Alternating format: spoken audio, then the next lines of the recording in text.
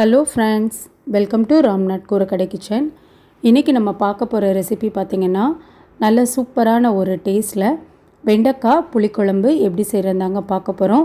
இந்த வெண்டைக்காய் புளிக்குழம்பு நல்ல சுட சுட சாதத்துக்கு, தயிர் சாதம், இட்லி, தோசை, சப்பாத்திக்கெல்லாம் வச்சு சாப்பிட்றதுக்கு அல்டிமேட்டான ஒரு டேஸ்ட்டாக இருக்குங்க. ரொம்ப ரொம்ப சிம்பிள் தான். வாங்க இந்த ரெசிபி எப்படின்னு நம்ம வீடியோக்குள்ளே போய் பார்க்கலாம். ஃபஸ்ட்டு இந்த ரெசிபி செய்கிறதுக்கு வானலியில் 5 டேபிள் ஸ்பூன் அளவுக்கு எண்ணெய் சேர்த்துருக்கேங்க. 4 கிலோ அளவுக்கு வெண்டைக்காயை நல்லா இந்த ஷேப்பில் கட் பண்ணி எடுத்துருக்கேங்க. நல்லா ஈரம் இல்லாமல் நல்லா தொடச்சிட்டு கட் பண்ணி எடுத்துட்டோன்னா அந்த வளவளப்பு தன்மை இருக்காதுங்க. வெண்டைக்காயை சேர்த்துட்டு 2 நிமிஷம் எண்ணெயில் நல்லா வதக்கி விட்டுடலாங்க. இப்போ நம்ம உப்பு சேர்த்துக்கலாம். உப்பு சேர்க்கும் போது வெண்டைக்காயிலே நம்மளுக்கு நல்லா உப்பு பிடிக்குங்க. அதே மாதிரி வெண்டைக்காய் சீக்கிரமாகவும் நம்மளுக்கு வதங்கி வரும். பாருங்கள், ஒரு 5 நிமிஷம் போல் நல்லா வதக்கி விட்டுட்டே இருந்தேன் மிதமான தீயில். இந்த அளவுக்கு வெண்டைக்காய் நல்லா வதங்கிடணுங்க. இப்போ இதை எடுத்து நம்ம தனியாக வச்சிடலாம். இனி நம்ம புளிக்குழம்பு செய்ய ஸ்டார்ட் பண்ணிடலாங்க.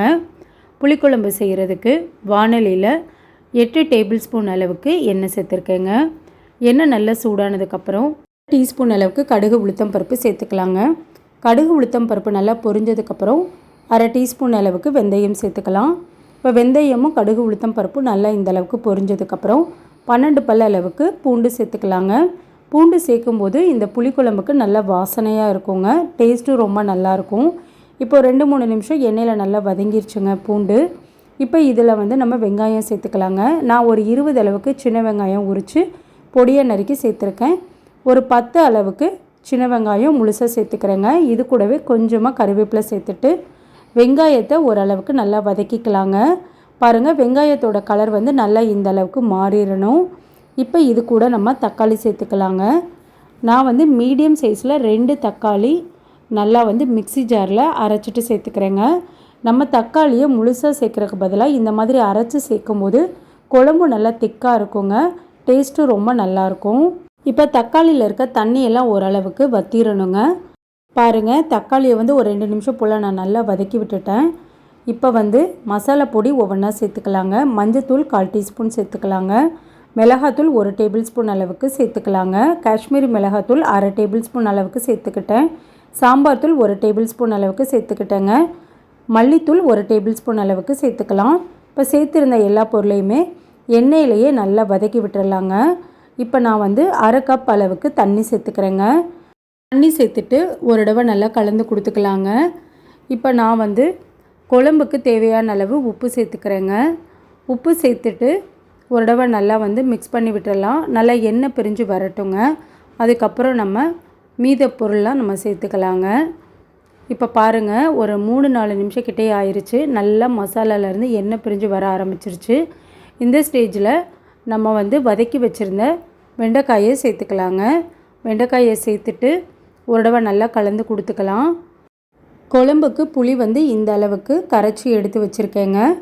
இப்போ புளி கரைசலை சேர்த்துக்கலாங்க. சேர்த்துட்டு ஒரு தடவை நல்லா மிக்ஸ் பண்ணி விட்டுறலாம். முன்னாடியே நம்ம உப்பு சேர்த்துருந்தோங்க. இப்போ புளி கரைசல் சேர்த்துருந்தனால நான் கொஞ்சமாக உப்பு சேர்த்துக்கிறேன். உங்களுக்கு உப்பு அளவாக இருக்குது அப்படின்னா நீங்கள் சேர்க்க வேண்டாம்.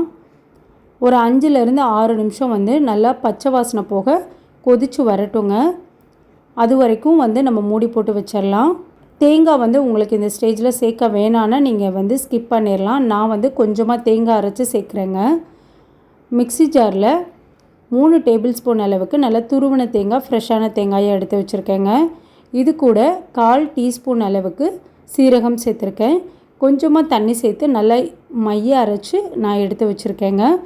இப்போது குழம்பு எந்த அளவுக்கு கொதிச்சிருக்குன்னு நம்ம பார்க்கலாங்க.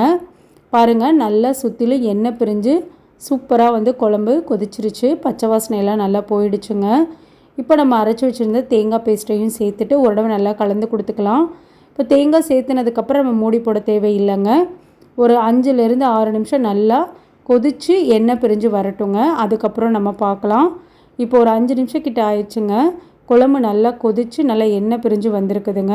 நல்லா சூப்பரான ஒரு டேஸ்ட்டில் வெண்டைக்காய் புளிக்குழம்பு ரெடி பண்ணியாச்சுங்க. இப்போ இது கூட கொஞ்சமாக கறிவேப்பிலையும் கொத்தமல்லி தலையும் சேர்த்துட்டு ஒரு தடவை நல்லா கலந்து கொடுத்துக்கலாங்க.